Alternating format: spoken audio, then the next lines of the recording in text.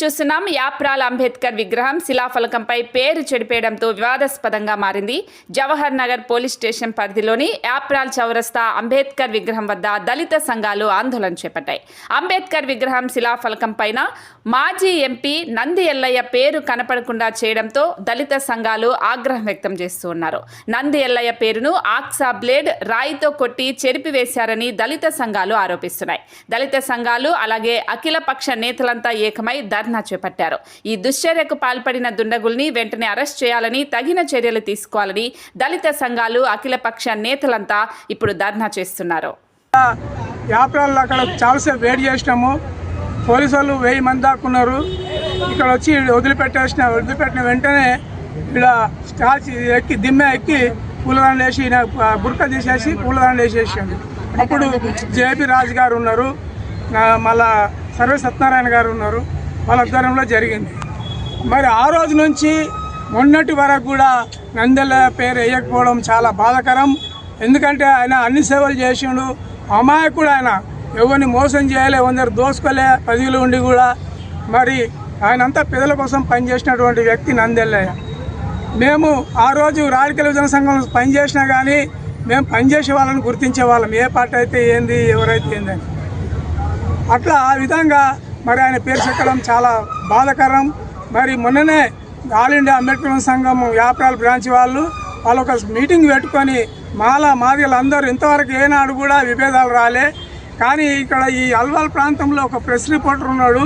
ఆ రిపోర్టరే మాదిగల మధ్య చిచ్చు పెడుతూ ఉన్నాడు. లోటుకుంటా కూడా అదే విధంగా చేసిండు.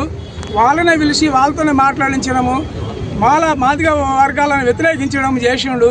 అతన్ని జాగ్రత్తగా ఉండమని హెచ్చరిస్తూ ఉన్నాడు.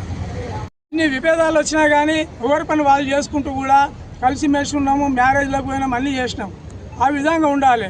మరి రీసెంట్గా మీటింగ్ పెట్టిన వెంటనే వాళ్ళు తీర్మానం చేసుకొని దీంతో పాటు గద్దరన్నది కూడా పెడితే బాగుండు, అన్ని కష్ట నష్టాలకు ఓర్చుకొని ఇనాగ్రేషన్ చేసింది కాబట్టి ఆ వ్యక్తిది కూడా మన పేరు పెట్టాలని పెట్టండి అని చెప్పినాం. మేము కూడా చెప్పినాం, సజెషన్ అడిగితే.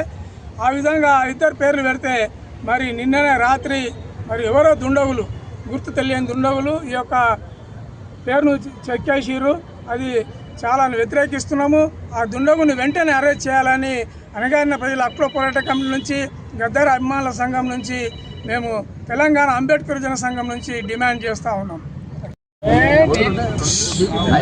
మాదిగలు పెద్దలు అన్నదమ్ముల వలె భారత రాజ్యాంగ నిర్మాత అణగారిన వర్గాల హక్కుల దిక్సూచి బాబాసాహెబ్ అంబేద్కర్ విగ్రహాన్ని ఏర్పాటు చేసుకున్న తర్వాత మళ్ళీ ఇన్ని రోజుల వరకు మాదిగలు కలిసిమెలిసి ఆయన జయంతులు వర్ధంతులు జరుపుకున్న సందర్భంలో కొంతమంది వాస్తవంగా బాబాసాహెబ్ అంబేద్కర్ సాధించి పెట్టిన రిజర్వేషన్లను జనాభా దమాస ప్రకారంగా అందాలని మాదిగ దండోరా ఉద్యమం పోరాటం చేస్తూ 30 సంవత్సరాల కళ నెరవేరుకున్న సందర్భంగా మాదిగల ఐక్యతతో మాదిగల సమస్యలను పరిష్కరించడానికి ఉమ్మడి పోరాటం చేయడానికి ముందుకెళ్తున్న తరుణంలో మాది ఐక్యత అయితే రాజకీయంగా మా భవిష్యత్తు పాడైతుంది అనుకున్నటువంటి కొంతమంది స్వార్థపరులు ఎవరో కానీ మాదిగల ఎవరి చేతనో ఈ యొక్క మాదిగల మధ్యలో చిచ్చు పెట్టే విధంగా నందెల్లయ్య వాస్తవంగా ఇంతకుముందు అన్న సీలయ్య చెప్పినట్టుగా రాజకీయాలకే వన్నె తెచ్చినటువంటి వ్యక్తి.